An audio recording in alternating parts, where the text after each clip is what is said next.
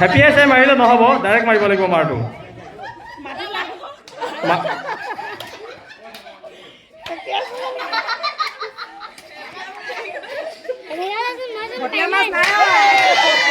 Happy happy মাৰটো মাৰিছিল, কিন্তু হেপী হ'লে নহ'ব।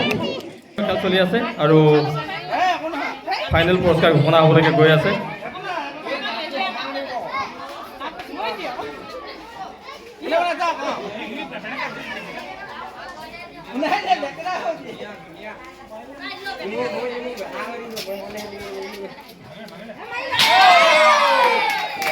টেকেলি ভঙা কাৰ্যসূচীত অংশগ্ৰহণ কৰাৰ কাৰণে সকলোৰে উজান উঠিছে আৰু এটাৰ পাছত এটা লাইনত খাৰা হৈ গৈছে। 31 নম্বৰৰ প্ৰতিযোগী ইতিমধ্যে আমাৰ মাজলৈকে আহিছে।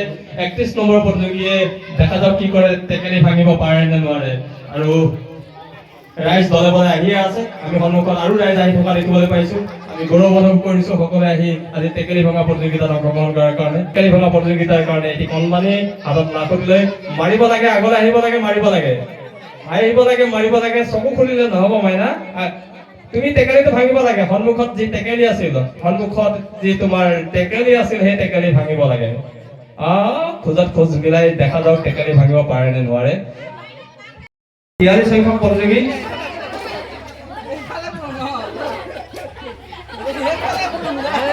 43 নম্বৰৰ প্ৰতিযোগী আৰু 43 নম্বৰৰ প্ৰতিযোগী। কাৰো কথা শুনিবলৈ নাই বছ, হৈ গ'ল।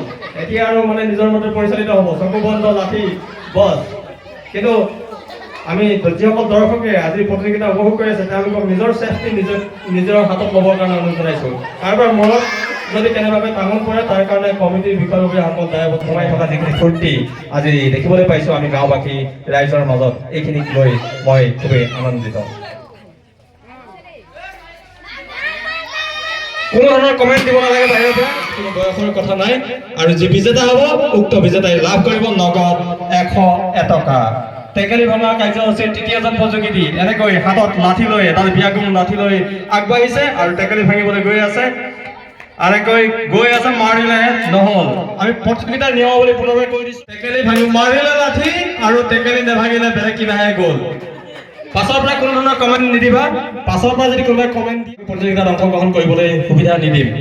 হাতত লাঠি লৈ টেকেলি ভাঙিবলৈ এনেকৈ গৈ আছে, মাৰিছে, ক'ৰবাত খেলি মেলি হৈ গৈছে, উজুতি খাইছে, মাৰিব যেনেকৈ তেনেকুৱা লাগিছে, ক'ৰবাত গৈছে, টেকেলি ভাঙিব লাগে। যিটো উৎসাহ দেখিবলৈ পাইছো, এই উৎসাহে আমাক যথেষ্ট আপ্লুত কৰিছে। আমি যথেষ্ট গৌৰৱান্বিত হৈ পৰিছো। আৰু এনেকৈ হাতত লাঠি লৈ আন এটি কণমানি 21 নম্বৰ প্ৰতিযোগীৰ হাতত লাখুটি লৈ এনেদৰে সাজু আগবাঢ়িছে। আৰু আন এগৰাকী প্ৰতিযোগী সাজু এনেদৰে টেকেলি ভাঙিবৰ কাৰণে সাজু। টেকেলি ভাঙিহে এৰিব এইবাৰ। টেকেলি এই ভাঙো ভাঙো।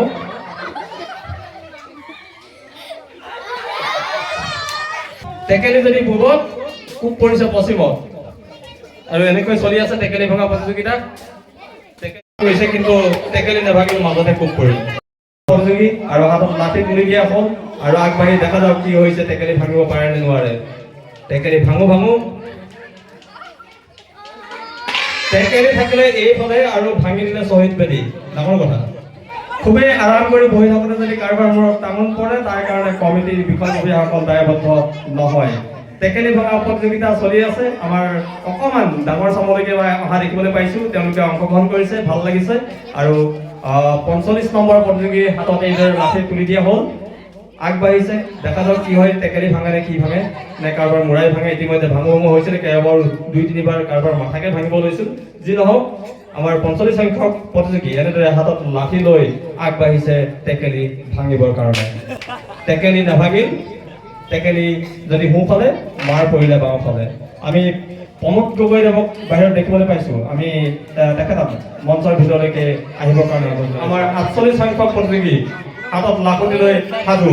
টেকেলি ভাঙিব লাগে, টেকেলি ভাঙিব লাগে।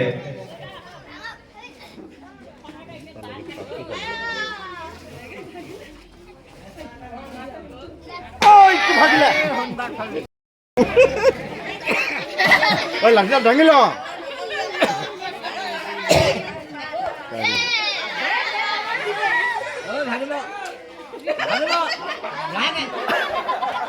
যথেষ্ট যথেষ্ট অনুমান কৰি গৈছিল কিন্তু টেকেলি নহয় বক্সা ভাঙিব লাগিব 58 নম্বৰ প্ৰতিযোগী আহাৰত লাখুটি তুলি দিয়া হ'ল টেকেলি ভাঙিব লাগে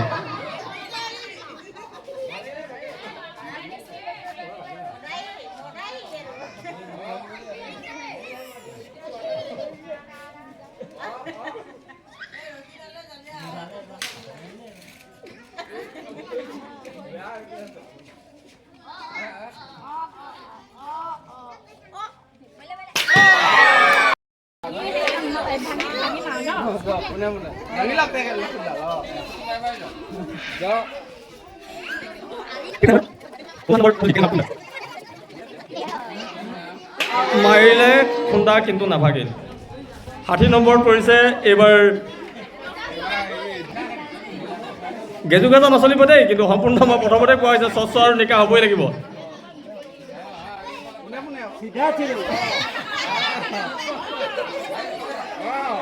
আৰু আমাৰ যিসকল দৰ্শকক কোৱা হৈছে নিজৰ ছেফটি ফাৰ্ষ্ট কিবা কাৰণত যদি কাৰোবাৰ মূৰত টাঙোন পৰে তাৰ কাৰণে কমিটি দায়বদ্ধ নহয় মাৰিলে এইফালে আৰু টেকেলি আছিল এইফালে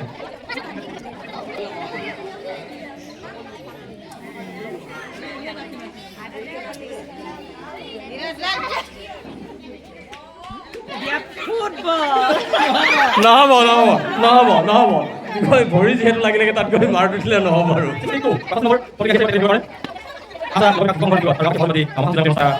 অনুষ্ঠিত হৈ আছে আৰু এনেকৈ মাৰিলে কিন্তু টেকেলিত নপৰিল 63 নম্বৰ প্ৰতিযোগী সাজু টেকেলি ভাঙিবৰ কাৰণে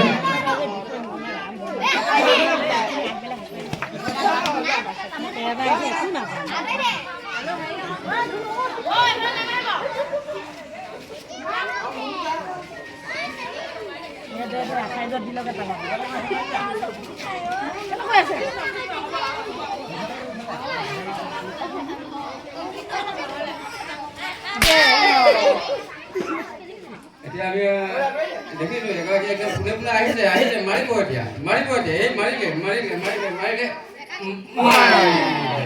নহ'ল নেলাগিলে বুলি নেলাগিলে